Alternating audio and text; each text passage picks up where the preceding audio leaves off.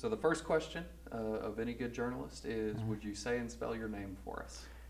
Israel, aka King Izzy, spelled Israel, aka Kingizzy. Nice. And do you have a preference? Would you prefer me to call you King Izzy or Israel? I mean, whatever's comfortable for you, but for me, it's simple, Izzy. Izzy's okay. All right, cool. Izzy, where did you grow up? New Orleans, Louisiana. New Orleans, Louisiana. Ninth Ward to be exact. How long did you live in New Orleans? Until the age of 17. When Katrina hit, I moved out here to Lafayette. What was it like growing up there? It was colorful. Never a dull moment. It made me the man that I am. What does that mean? Who is the man you are? I mean, it's like I said, New Orleans is so much life, and at the same time, it's so much death. And you have that perfect balance to where you're either at an extreme high or an extreme low. I guess you hear that a lot in my music and just me as a person. And I've managed to, throughout the years, be able to, find myself on a even plane and just, be balanced. That's where you are now. You're in a place of balance. Definitely. That's cool. A lot of people are still struggling to find that balance. What would you say? What brought you to that balance? Yes. Islam. Islam, honestly, one of the most beautiful and most understood, way of life. Is, a lot of people call it a religion, but it's really a way of life. It's everything. It's the way you treat your neighbor, the way you treat your enemy, the way you treat your wife, the way you treat your kids, the way you pray, the way you eat, the way you shower. It is a complete transformation, to the way you live, the way you go about operating. Prophet Muhammad, peace be upon him, he said, the greatest form of worship to the Creator is to serve His creation, just to become a humanitarian.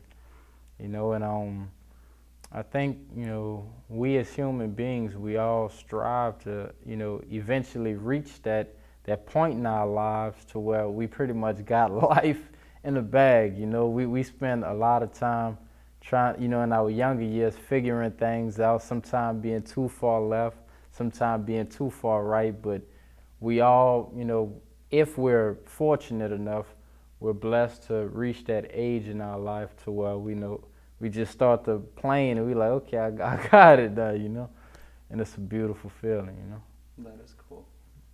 Did you grow up in Islam or? I really and truly, I did.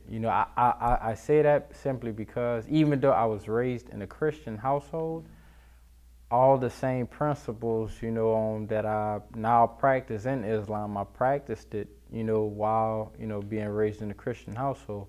It's just, discipline, as above anything, discipline and maintaining, a relationship with, the higher power. And just basically, doing unto others as you would have them do unto you, Do you have any advice for those of us who are like less disciplined and looking for more discipline? How do you find discipline? I would say, in the Quran, it is, if you spare me a moment, I'm gonna give you a short recitation of it. In the name of Allah, I seek refuge in Allah from Satan the rejected. In the name of Allah, the most gracious, most merciful. Surely, fasting has been prescribed for you as it was prescribed for those before you, so that you may learn self-restraint. Surely Allah speaks the truth. It's saying that, when you have a problem, an illness, you go to the doctor prescribes something for you. So this is the Creator, speaking to mankind, saying, for, your illness of want, Siddhartha Gautama, the Buddha, he had a saying, that we as human beings are overcome by desire, by want, and eventually at some point in our life we have to learn how to control that desire. And that was the prescription that God gave to mankind, fasting. And there's a variety of ways of fasting, but the ultimate goal is to learn how to restrain your urges. Starting with, the basic necessities, food, water, the desire to mate, sleep. And the less time you spend feeding your animalistic side, just the basic necessities, the more time you feed your true self, your spirit, you feed your mind, and you grow, and you're able to do things like, the camera equipment that we have, the phones, this is technology that all was produced from the mind of a man. But, that's only possible when a man learns how to, tap into his higher self, through discipline, of course. So it sounds like you've been reading a lot, at least a lot of spiritual literature. Definitely. I'm guessing a lot of stuff, period. Definitely. What's your relationship with like school, with traditional school? Man, growing up, I love the learning aspect. I love challenges. I love reading, but I hated, as with most artists, I was real introverted. I hated, the structure of like a society. I was always outcasted and bullied, but I learned how to, later on appreciate that. What do you mean by that? Learn to appreciate. This would be my advice to any, young kid growing up right now in school, being bullied, being picked on, just stick to being yourself, doing what you're doing, obviously you're doing something right.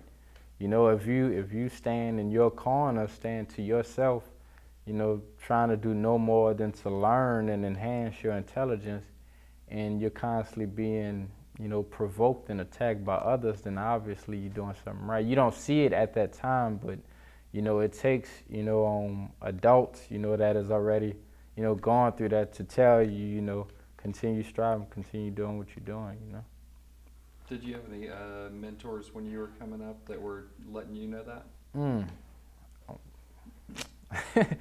Well, yes and no. The reason why I say that, a lot of times, I've always had a problem with authority figures, but, it was always because I was a free thinker. Even as a child, I questioned everything, and it was never me being disrespectful towards an elder or an authority figure. It's just, I want to know why you're telling me to do this. So, that's a tough one to say, because a lot of, like I said, a lot of the elders and authority figures, some of them were some of my main bullies, but, I'm thankful for, all of that, because to this day it taught me how to push the envelope, as an artist, how to go against, what's, basically what's dictated towards society, saying you have to do this or you have to be that, Cool. So you mentioned that you're an artist. Is that your primary thing? That's the main thing? Yes, sir. That's me being. I'm. If I can say it like this, before anything, I'm a Muslim. I'm a human being. So more, which is more convenient to say. I'm a human being. My obligation is to all mankind. It's to all creation. To make sure my neighbor has. Make sure my family is taken care of. My community, the animals, the plant life, to take care of everything. And then amidst taking care of everybody as well as myself, I go through, the normal ups and downs of being a human being, and you have to release that some type of way. You have to be able to, take your pain, your pleasures, your ups and downs, and basically put it in some type of format so where people can relate to it. It can be, a message, teaching to later generations. And, even as you see right now, I have a tough time at times articulating myself, but that's what makes it so beautiful on, music and art, because you have that time to really sit down and take everything that's in your mind and really, perfect it, cut the edges off, and just, get it perfect, and then, present it to the public. Whereas when you catch, an artist like me right on the spot, I have a tough time, really, sometimes putting everything that I feel and what's in my head into words. But I'm learning. Well, I have to say I disagree. I will say you're quiet. Like normally I hear barely a peep from you except Right. for when I hear you in the booth. Right. But yeah, as I'm talking to you now, I'm learning things about you. It all sounds very clear to me. So Right. Appreciate it. I will just throw that back and say you are getting better at it if you think you're bad at it. Let's talk a little bit about AOC and you. So how did you first get involved with AOC?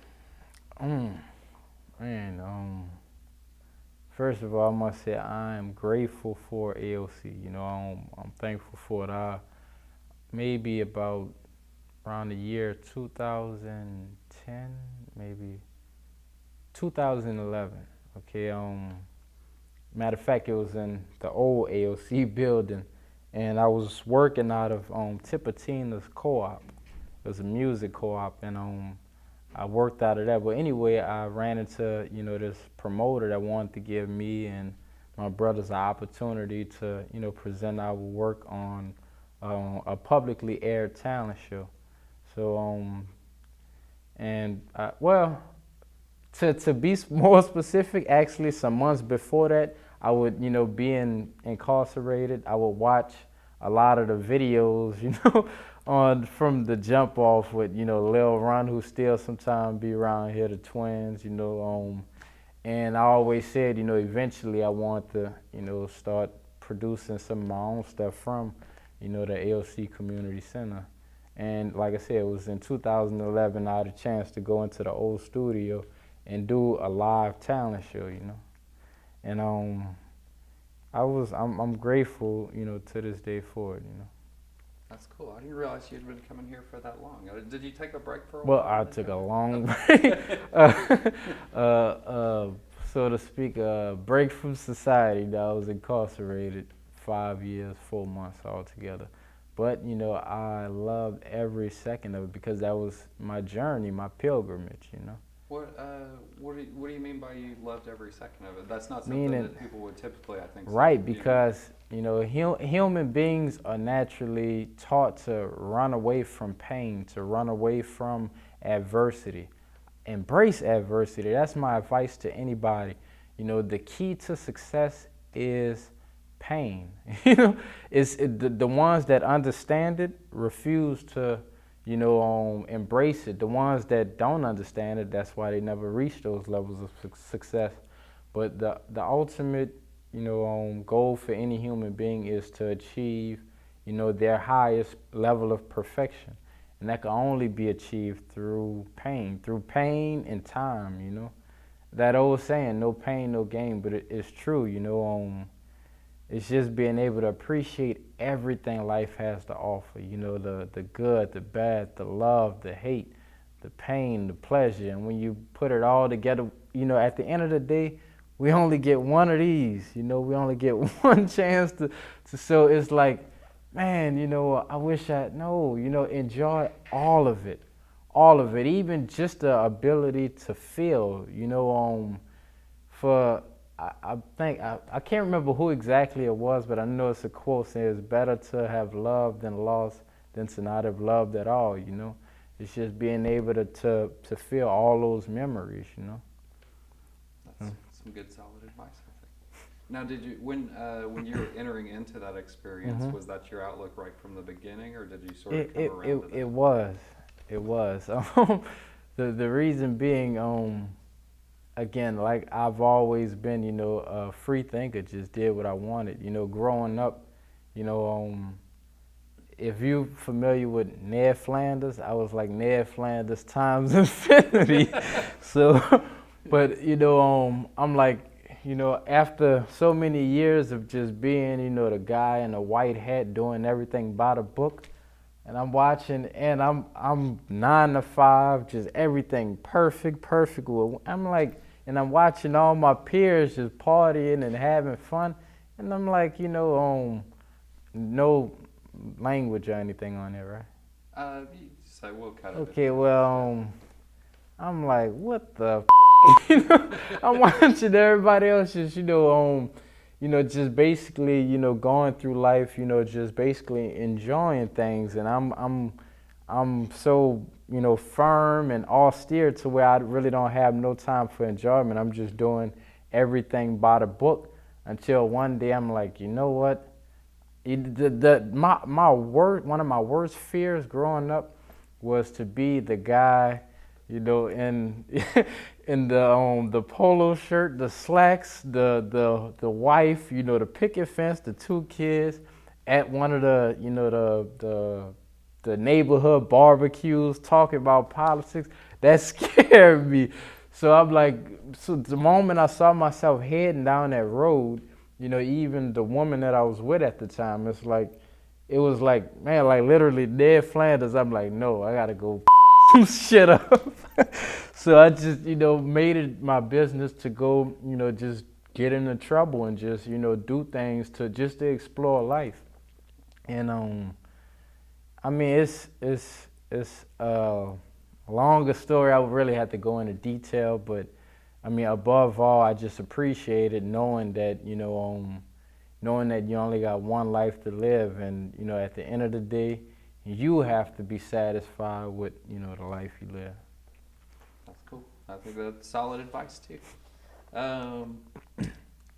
What surprised you the most about working with AOC? The humility of the staff members. People talk a lot about each one teach one, but it's no talk here, it's practice. You see it in action. You yourself, Mr. Will, Othello, Brother Shaheed, and even some of the other members, we all would take the time to, basically go out our way just to, basically, and that's such a rare thing, because a lot of people get knowledge, of how to do certain things, and they want to hold on to it. They want to keep everybody else ignorant so they could, have the need to come to them and they could feel powerful. But that is a beautiful thing what y'all do, what we all do here. Just basically, sharing that knowledge. Just free, come and get it, But, a lot of people, walk past it every day and don't take advantage of it, I think you're a prime example of one of those members that helps other members to learn things, right? I always see you pulling people in and teaching stuff, and we appreciate that too. Thank you. What's your dream project to work on at AOC? Or are you already doing it? Yeah, I could pretty much say I've already been doing it. I've pretty much become like the go-to guy in Lafayette, as far as, musician and artist to come to for engineering, mixing, mastering, video editing, directing. And this is the catch, it's free. And I mean, that's also my sacrifice and my good deeds towards society. I did a lot of wrong, so may as well do some good. So, I can't tell you the countless hours I spend, in the studio, when I'm like, man, I could be doing better things, but I'm helping somebody. I'm not getting paid to do it the same, with a lot of, the other, members around here, but it's just the enjoyment of knowing that, you're giving something away that's basically going to keep giving itself. Generations down the line are going to benefit from what we're doing. That's cool. What are you reading? Anything right now? Yes. What you reading right now? The Quran. You know, I love it. That's my favorite book. You know, it teaches you just basically how to be a good human being.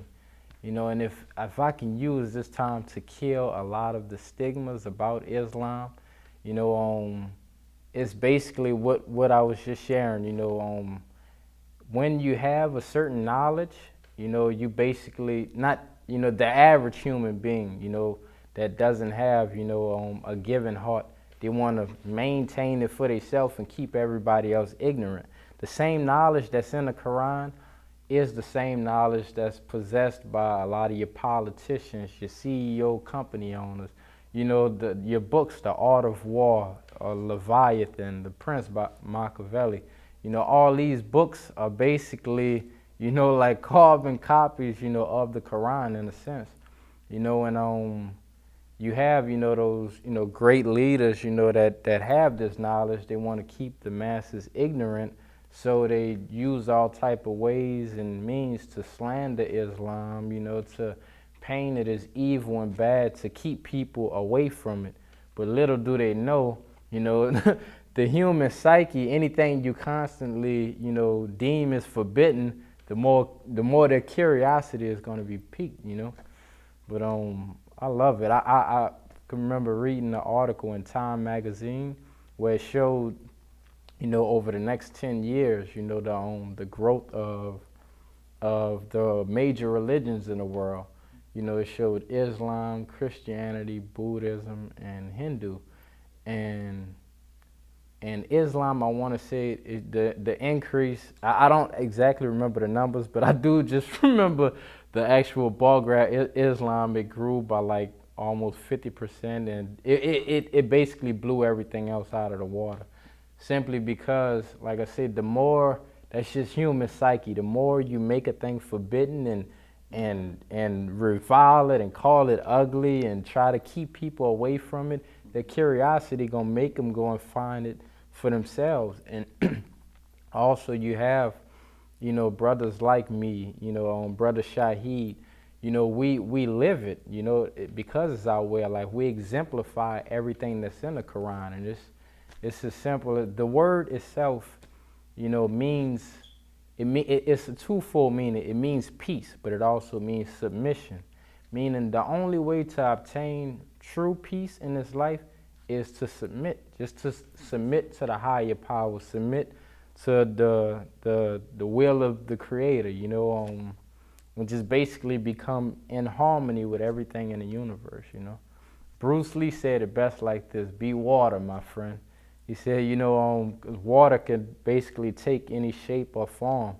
Even though it's, you know, it can be manipulated in any sense, but it's also probably the most dangerous thing on this, you know, planet. But, you know, that's the beauty in, you know, in Islam and life, just learning how to submit, be who you are, and, you know, be a servant to, you know, everything in creation. That's cool. It seems, yeah, like it's been a really good thing for you to find that sort of structure. Right. Yeah. If I can say this, it was more like, you know, finding Islam. I knew everything about me. You know, like that's another thing in prison. You have time to study yourself, and it's like, okay, why do I do this? Why am I like this? Why do I like these things? Why don't I like this?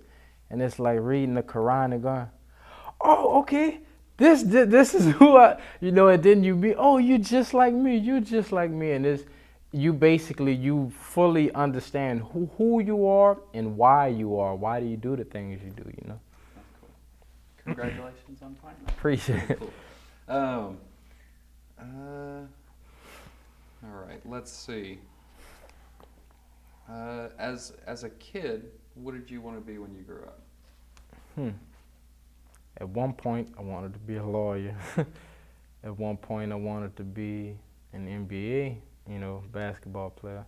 And at one point, I wanted, at the last stage, I said, you know, I wanted to be an artist, you know, a hip hop artist, as well as a variety of music, just an artist in general.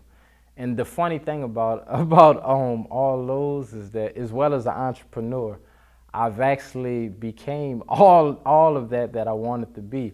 While in prison, I studied law, and after getting out of prison, of course, I started my own business, through my entertainment company, Now, as far as the basketball thing, I haven't quite gotten to that part yet, but hopefully later on down the line, I may be able to play in a few celebrity games or whatever.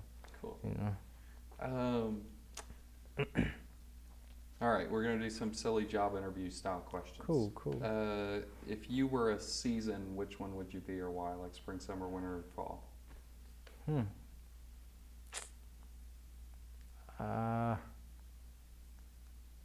I would say spring. Why is that? I'm bursting with life. I love it.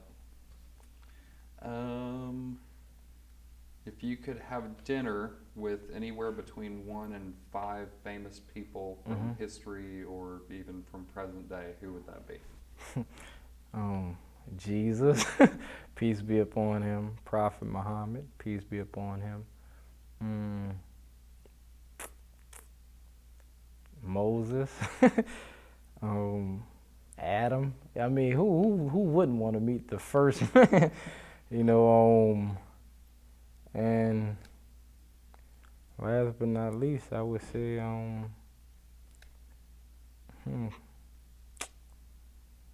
myself. My future self. Oh, nice.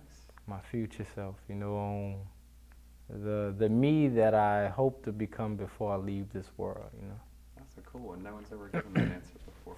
That's neat. All right, let's see. What's your superpower? Humility and patience. Again, like I said, I thank the Creator for Islam. Patience. We all have it, just in different degrees and stages, and at various times it's tried. And it's something I love, showing towards people, because we live in such a cold and cruel world. When you show a person that you're patient with them, regardless of, their faults or their slip-ups, that you're still there, that takes a toll on a person's life. And that old saying is true: be the change that you wish to see in the world, Yeah. Very cool. What's your spirit animal and why? A lion. I mean, just the beauty in a lion. It's just that dominance, that firmness. And I mean, that's probably one of the only creatures surround himself with nothing but females. You're not gonna. It's very rare you'll see a lion and other lions. One lion surrounded by lionesses, That's, it don't get no better than that,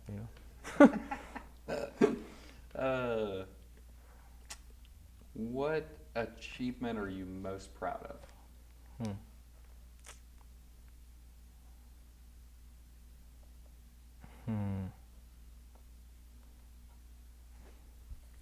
I would say, man, just waking up. Waking up to see another day, and making all 5 prayers yesterday. Each day, is a gift. So, everything we did it could go either way. That's how I feel. Everything we did in the past could either, do some good for us in the future, or it could be completely wiped out by some evil that we might do. But God forbid that should happen. But just waking up and making my daily prayers.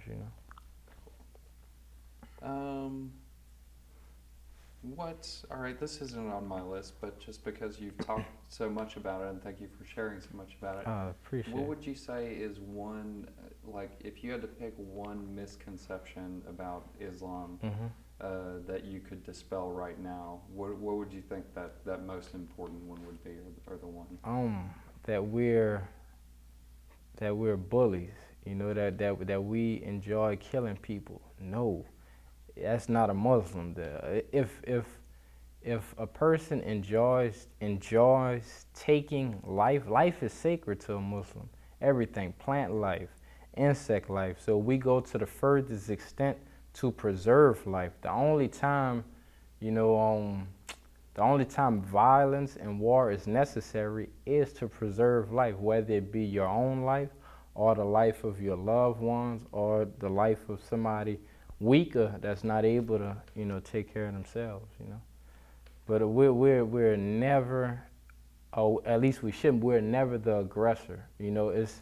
It's common sense as a human being. As long as you're in the defense, constantly throwing your hands up, you're gonna be all right, But the moment you're backed into a wall, like a cat or anything, and you have nowhere else to go, you're forced now to defend yourself. And I think, the media does a good job by, showing the exact opposite. It's like, I go and throw rocks at somebody's house, and set their house on fire.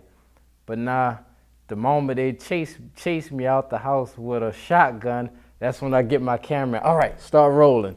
You see, look, this guy's trying to kill me. He's evil. But no, you're only showing, half the story. You're not showing what you did to provoke him, Nice.